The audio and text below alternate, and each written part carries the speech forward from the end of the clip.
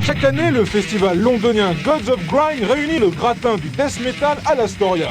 1992 n'a pas échappé à la règle avec en tête d'affiche Carcass et Entombed. A noter que Pestilence, le Tintin de Metal Express, a dormi pendant toute la soirée. Fatigue extrême ou beuverie mal digérée, le mystère plane.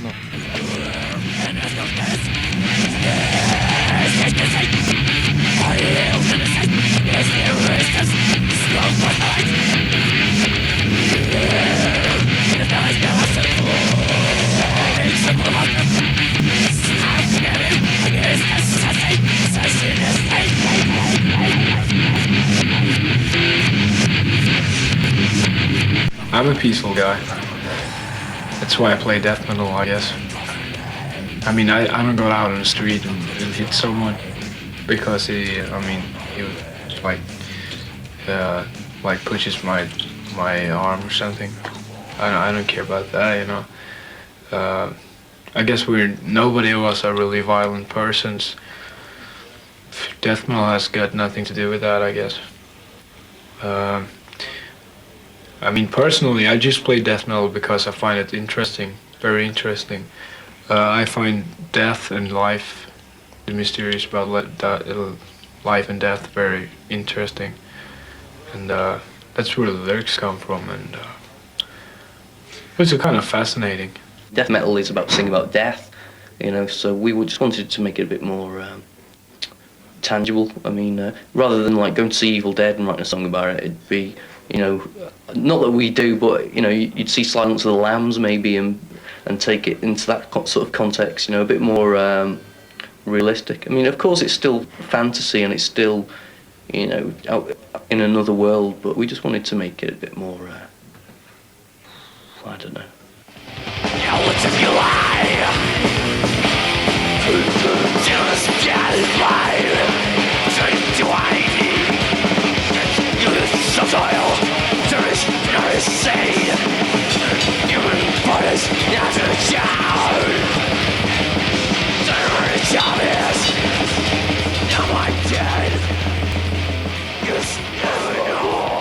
Nottingham, England, heaviest label in the world, and basically tonight we've got the Gods of Grind show, which is happening at the Astoria in London, which is a package put together by Earache Records to promote 4 of our biggest upcoming bands. That's namely Confessor, Cathedral, Entombed, and Carcass. They're going to get, you know, almost like 3 or 4 different kinds of people buying this thing, and you know, you'll get the Carcass and Entombed, you know, like death metal, then you'll get the doom metal, you know, people for Cathedral, and then people maybe just curious as to who, you know, what we're like, and I'm sure, you know, some of them that buy it for the other bands, you know, they'll say, well, forget it, we don't want to hear Confessor or something like that, but yeah, I mean, it'll probably sell better that way. Gods of Grind is a good tour, I think, because the people get a chance to see 4 really different bands, both extreme. You know, it's different but still extreme. And well, I don't consider Entombed a grind band though. That's the only thing.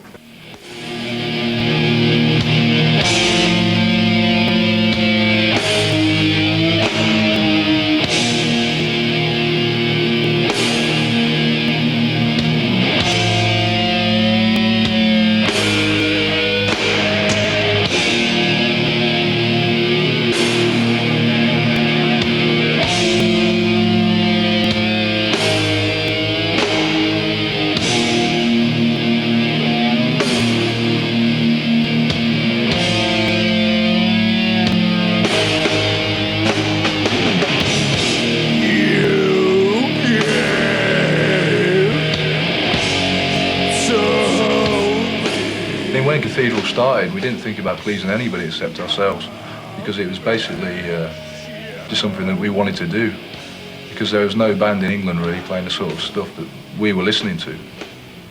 we're pure fans of the music. We didn't even expect to have an album out. We didn't expect people to like us even to start with, you know.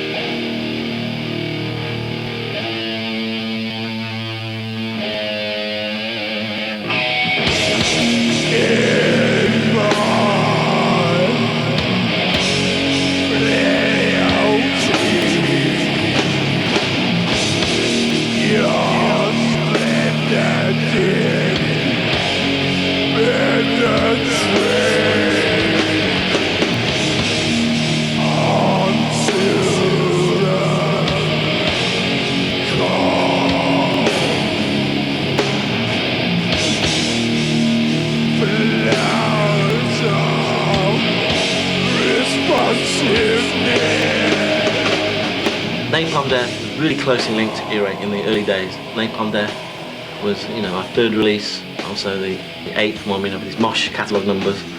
But also Carcass came out at the time, the debut Carcass album, Putrefaction. That was because of the involvement of Bill Steer, who was then the guitarist of Napalm Death. Unseen Terror was an early record we put out. That was like Shane, who later became the bass player of Napalm Death. It was like a little family of people that were into extreme grind music.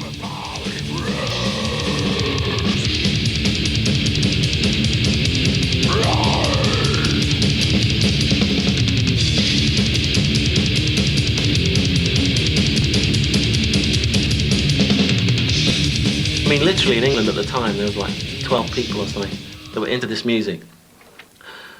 It really was of small people that could make this music. I mean, a lot of people were into it, but the people that were the musicians to make this type of music, they were like, well, at the time it was like an experimental sound, really.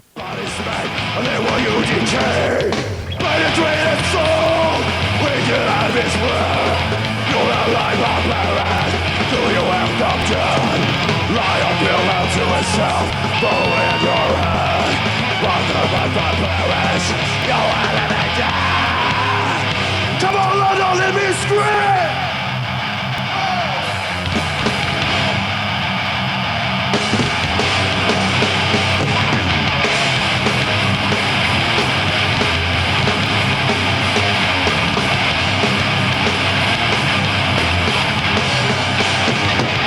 Fight the cross tonight around your neck. Run the force that you are alive.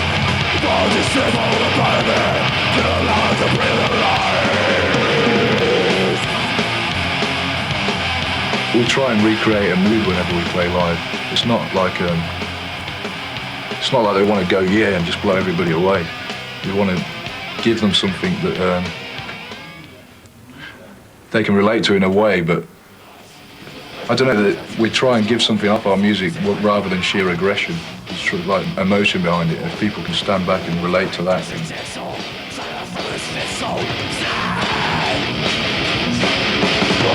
Disassembled, ill-endured, dying.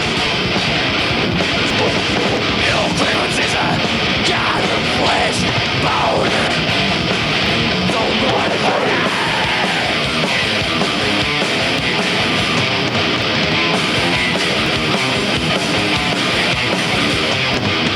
Pattern dimensions, containing loud. Vicious patterns. Together,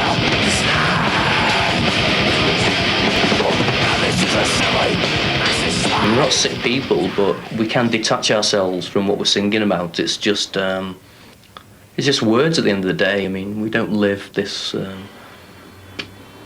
gore, death. I don't walk around. I'm not a morbid person, so it's just like Shakespeare. It's just acting out a role when you're on stage and playing, you know, pretending to be aggressive or whatever. It's just acting a role. It's not, you know, a doctrine to live your life by. It's not the Bible, what we do, so. Our drummer, Steve, he collects, well, I don't know if you want to call it art, but he collects, like, skulls of animals and stuff.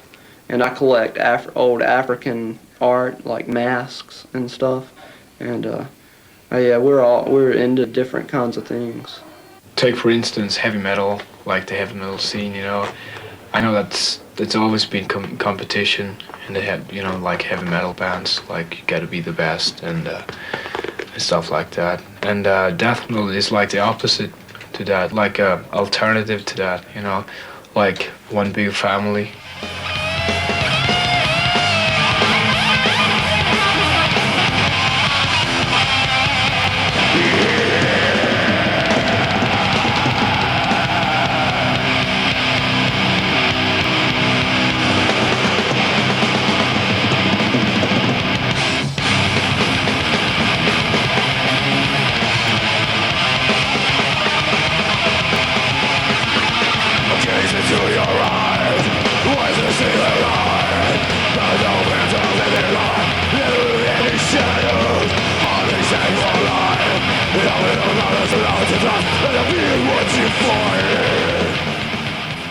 I think the kind of speed of the music is a tricky thing to sort of record, really, but it's, I think, basically get a good guitar sound to start with, keep the drums sort of fairly dry sounding. It's a combination of a lot of things, really, but I think keep the sounds raw and don't use too many effects, really, and just turn everything up pretty loud. It's still hard, it's in your face music, and that's what makes it earache music. So it's still special in that way, but there's a different evolution in the music as well. Bands like Godflesh take a more industrial metal sound, you know, with a drum machine. But it's still heavy and in your face. Very fucking heavy band. I mean, Earache's been into breaking new, groundbreaking bands, really, not just signing the same old thing. I mean, I don't think Earache's really signed a band that's sounded exactly like another one that's come along already. We'd rather set the trend and, you know, rather than follow the trend like a lot of other labels will do.